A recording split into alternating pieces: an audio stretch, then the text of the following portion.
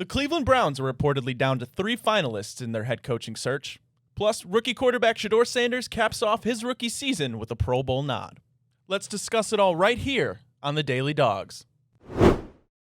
Hi again, everybody, and welcome into the Daily Dawgs here on the Big Play Sports Network, presented by FanDuel. I'm Ryan Tyler, joined as always by Browns on SI Insider, as well as host of the Big Play Cleveland Show here on the Big Play Sports Network, Nick Padone. Nick, I come on here every day. I say the date. Today it's Wednesday, January 28th. Our Cleveland Browns still do not have a head coach, Nick, but I think we are getting very, very close. In fact, let's talk about this first article on Cleveland Browns on SI right here, Nick. 3 potential final candidates. We know the names. Nathan Scheelhaase, the young buck from the Los Angeles Rams. Jim Schwartz, the internal promotion who's done a hell of a job leading this defense. And Todd Monken, a guy who has been in Cleveland before in 2019 as our offensive coordinator. Spent time, of course, close with John Harbaugh in Baltimore, but looking to maybe make his way back here in Cleveland. Nick, you got any feeling about where this thing's headed? So, like you said, another day more mature in the search. We get news from ESPN's Dave McMenamin this morning that, according to multiple league sources, the Cavs would gladly welcome LeBron James back this summer if he wanted to return to Cleveland for his 24th NBA season. What happens first, Ryan? Does LeBron come back to the Cavs, or do we hire a head coach here for our Browns? It certainly feels like the Browns will be the next domino, even though the Cavs host LeBron and the Lakers tonight at Rocket Arena. They're taking their time with this, dude, because nobody else is chasing any of these candidates. Like, nobody, literally nobody, is going after Jim Schwartz or Todd Monken. The Raiders had one exploratory meeting with Nathan Scheelhaase, and there's been no indication that they're willing to bring him back for that second interview. It feels like the Raiders are kind of waiting out one of these coordinators from either the Seattle Seahawks or the New England Patriots. So that leaves us to sit here and wait. And I think that a lot of people are fed up with the waiting, but they whittled the list down. Anthony Lynn now drops out. I wonder if he's more suited and if that interview was better suited for an offensive coordinator role here with the Browns, especially if they decide to go young with somebody like a Nathan Scheelhaase as their next head coach. They're still doing their work, was the word last night on the search, and why it's taken so long. It seems like we are left to sit here and wait with the 3 known finalists. Nick, I'll wait another month, another 2 months if it means the Cleveland Browns get this thing right finally. The worry I have with Jim Schwartz, and Nick, you've talked about this ad nauseum, promoting internally in organizations. It hasn't quite worked out in the recent era of NFL football. Obviously, here in Cleveland, we saw the promotion with Freddie Kitchens. We know how that went. Gerard Mayo with the Patriots. Antonio Pierce. You always mention Dennis Allen from the Saints. Like, the list goes on, and that's what worries me. But I'm excited to hear Top Dog, who will join the show later, who he thinks should be the next head coach of the Cleveland Browns, get his opinion as, of course, another Browns legend, along with Josh Cribbs, who has also advocated for Jim Schwartz. Nick, it's the waiting game, but all that matters is they get this thing right. I really, really hope it's Scheelhaase, but I'm getting nervous, dude. Well, here's the other piece of Jim Schwartz, too. Just for everybody that wants to lose their mind and they're nervous that if they don't promote Jim Schwartz, they could lose him. I'll tip my hat this morning to Jim's agent, because he's done a phenomenal job planting that seed in the minds of Browns fans everywhere, but also probably in the mind of the Browns themselves, that if he's not promoted as the head coach, he could take his ball and go home. Well, that's what it would have to look like. It would have to be a retirement. Ryan, Jim is still under contract here to be the defensive coordinator of this team. And there's been precedent for them to let guys out of their contract before. They let Tommy Reese out of his contract to go join Kevin Stefanski with the Atlanta Falcons. But Jim is contractually obligated to return to Cleveland to be the defensive coordinator of the Browns next season. And whether he likes it or not, this is the only team that's given him a head coach look. You mentioned the fact that the last time he was a head coach, his win percentage was under 400. He wasn't phenomenal at it, and that was when he had a young Matt Stafford and a prime Calvin Johnson, and you don't have that on the offense here. I think the Browns, Andrew Berry, Jimmy Haslam, this offseason, read between the lines on what I'm saying here, they're dedicated to fixing this offense. So I know everybody's getting a little bit worried because this is taking a long time. I think the dude that they're seriously pursuing here is 35 years old. He probably doesn't have a deep Rolodex of connects to build out a staff, and I think that that's something that they're going to want to feel really good about before they have pen to paper on any sort of contract. I think we could all take a deep breath. I think this ultimately pans out the way that you want it to over there. You know, Nick, I feel like we're pretty split, not me and you, but maybe the Browns fan base in general. You know, half of the people, they want to go the young route with Nate Shieldhouse and see if you could find magic in a bottle. The other half, of course, want Jim Schwartz to be promoted. They think he's done a tremendous job with the defense. He's had the best players, Myles Garrett, Denzel Ward, come out in favor of Jim Schwartz.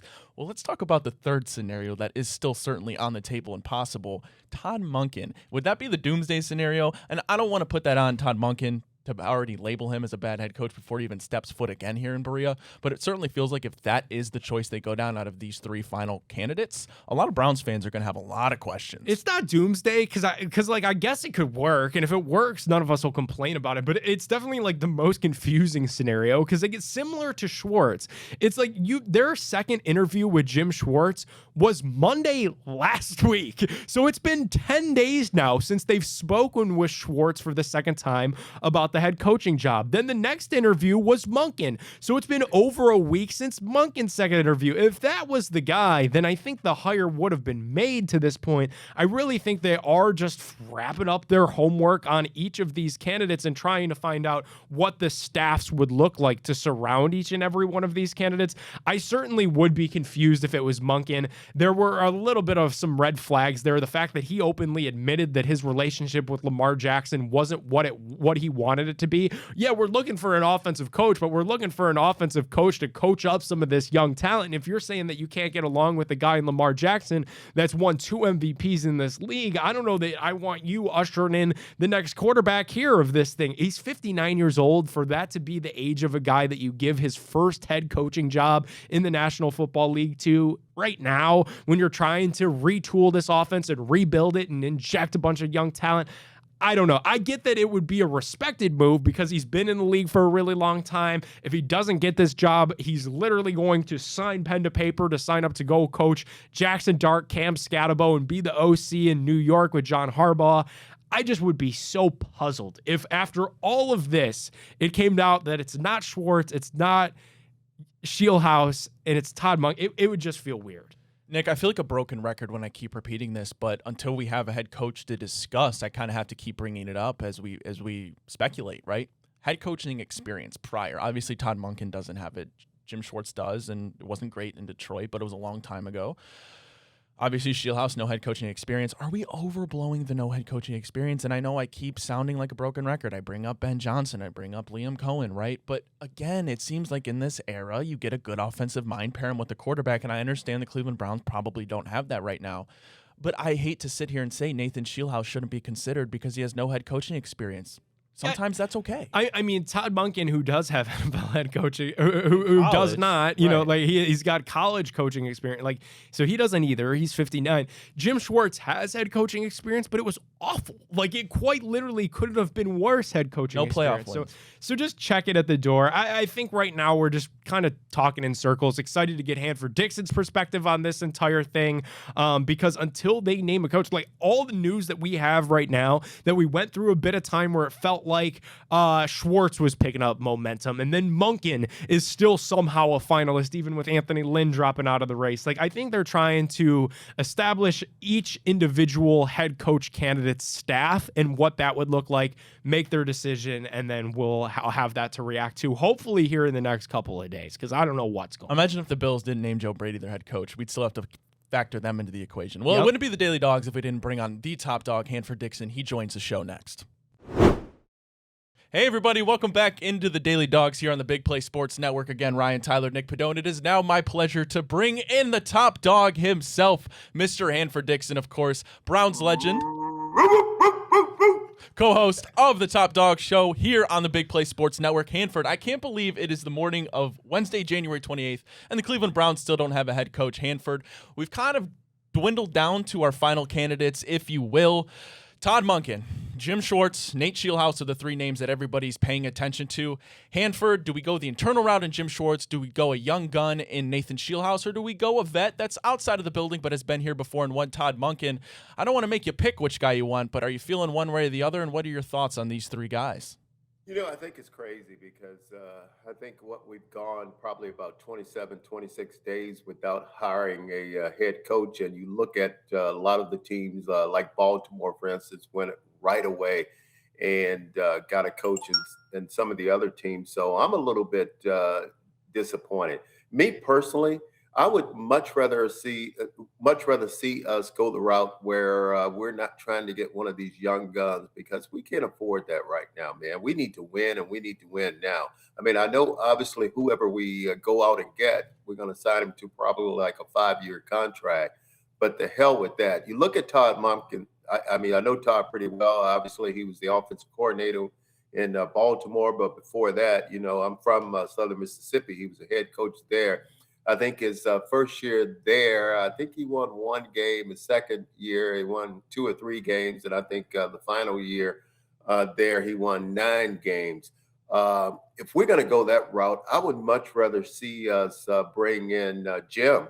I mean, Jim is a guy, obviously, he's been over our defense for a while. I think he's smart enough to learn from his mistakes the first time around.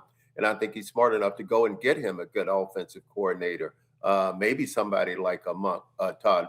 But here's the problem. I don't think, I've heard people say maybe the head coach is going to, they're pushing to keep Jim as defensive coordinator. I think that's an insult to him.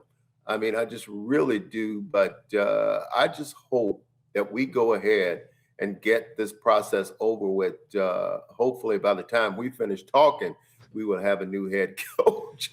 But it's crazy how long we've gone throughout this process. And somebody has said that this process, they've thrown the analytics into the whole thing. That's bullshit.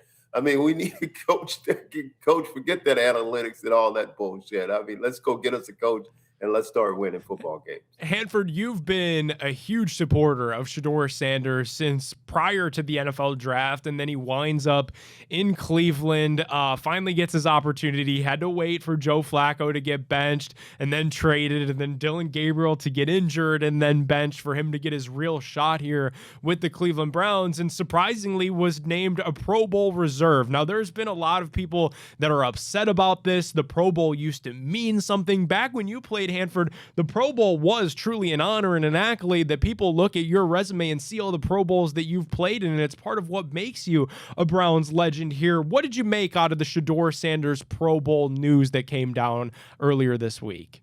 Well, obviously when I played in the Pro Bowl, we played it every year over in Hawaii. And it was the best of the best going against each other. And back then, I mean, man, we didn't mess around. I mean, it was serious. We took a lot of pride in playing that football game, and we played it just like a regular season game. We played it just like it was a playoff game. We played it like it was playing in the Super Bowl. And I remember, talking to the guys in the NFC, and they're, telling me what they're going to do to me, and I'm telling them what I'm going to do to them. And we just, when the game time, we just took a lot of pride in playing that game. Today, I think what they do, flags, or they don't even tackle, they don't really want to play in the game. But I understand where the league was going when they picked Shedeur Sanders to play in it. They understand how popular he is. A lot of people don't watch the Pro Bowl anymore. They're not into it. They have to do something to get this thing back, get it more interesting to the fans. But you're 100%. I've always been a big supporter of Shedeur Sanders. I like the kid. I think we get a couple of weapons here. We rehaul that offensive line. I think this kid can really, really be something. Here's the thing that's disturbing to me. I would have loved to be sitting in that draft room when the name Dylan came up. And how in the hell did we pick him in the 3rd round? I mean, I just don't understand. Somebody should answer for that. I mean, no question about it. And how are you going to play him and not play Shedeur Sanders? I just don't get it. But hopefully we'll see. But yeah, the Pro Bowl meant something when I played. And Top Dog, now that he is a Pro Bowler, though, even though the Pro Bowl has kind of lost a little bit of its luster, they can't take that away from him. And I'm sure he's going to want to use this as motivation and kind of an on-ramp to continue some of the momentum that he found with his 7 touchdown passes this season with our Browns. Do you think that if the Browns decide to go with an offensive-minded coach, it could be to try to extract more out out of Shedeur Sanders, the young quarterback that they had a smidge of success with there at the end of the season, or do you think that's reading too much into it? I don't think it's reading too much into it, but I think one thing about this kid, I think this kid is smart enough to know what he's got to do. I think he hears all the chatter out there, what everybody is saying about him. And I think he understands and knows that there's things that he's got to improve on. He's got to get better. And, when I was a rookie, guys, they threw me into the fire. My first year, I was playing against, I'm a rookie cornerback. I'm going against guys like Lance Stallworth, Stallworth and Swan, people like that. And, I knew one thing: I had to perform, or else I'm going to go get my butt and sit down on the bench and not play. But one thing I knew, I was going to make some mistakes. And when you make those mistakes, you learn from those mistakes and you get better and better. And I think this kid understands, and he's smart enough to know, just like I said, that there's things he's got to get better on. And I think he will. But I think what we have to do is we got to help him along the way. And what I mean by that is, look at our wide receivers. We got to get him some more weapons. We have two pretty much good backs. And our offensive line, we have to improve that. And I think if we do that, give him some weapons and improve that offensive line, defense that we have, guys, we could be right in the thick of this thing. That's why I don't understand during the whole process of this searching for a head coach, so many people drop out because our team, there's a lot of positives, especially when you start with the type of defense have. I think it would be more attractive for someone to come in and take this job. Top dog, some people think Shedeur Sanders making the Pro Bowl is a joke, and they're reserved to their own opinion. But I'll tell you something that's not an opinion, and this is a fact. It is a joke that Bill Belichick didn't become a first ballot Hall of Fame head coach. Hanford, I can't wrap my head around it. Everybody, it seems like in the world, the Twitter sphere, they can't wrap their heads around it. Bill Belichick not being a first ballot Hall of Famer with 8 Super Bowl rings, 6 as a head coach, 2 as a defensive coordinator. Top dog, your thoughts on Bill Belichick being snubbed as a first ballot Hall of Famer?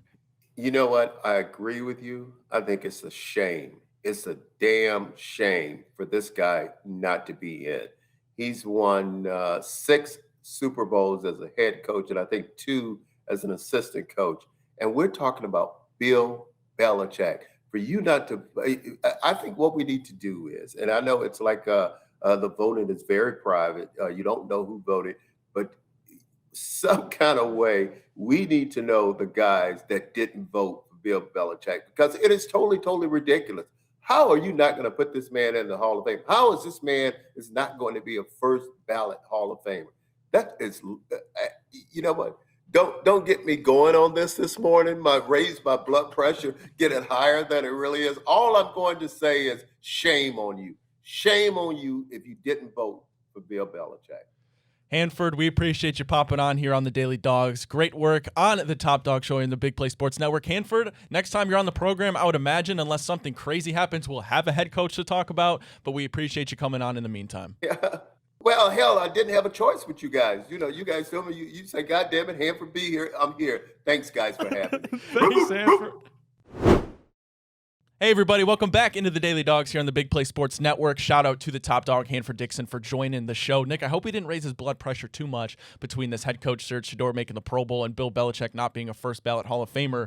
Nick, again, Wednesday, January 28th, by tomorrow's Daily Dogs show, do the Cleveland Browns have a head coach? I will say the sun is out, not in Cleveland. It's been nothing but snow, but the sun's out on Dixon Island this morning because of the Shedeur Sanders news. We had to get him on here. Hanford has been such a great champion for Shedeur in Cleveland, and I feel like that's kind of needed. You know, when you get a legend like Hanford behind you in your corner as a young player in this league, it just means something to me, even if it doesn't mean anything to Shedeur. Yeah, I think that this is moving towards having an announcement at some point later in the day on Wednesday, if not Wednesday night or Thursday morning. This is a Haslam-owned team, so you can't assume anything. But I will leave today's show by saying I'm expecting an announcement. There's no new candidates that they are known to be meeting with. There's no new news, so I think they've got to just wrap up this research and this homework and get this thing announced. Nick, if I was to go back when they fired Kevin Stefanski and you started to get that pool of teams that needed a new head coach, would you have been shocked if I was to tell you we sit here today and the Cleveland Browns, just one of 3 remaining teams that need a head coach vacancy filled?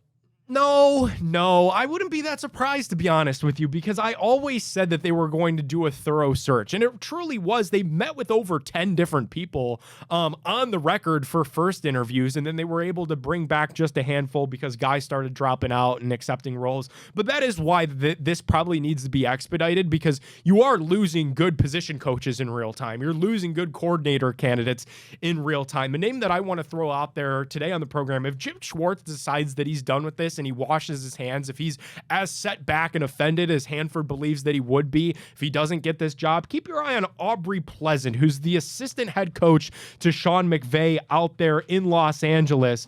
He's got some ties to the organization. He was previously assistant coach for the Packers as well as the Lions.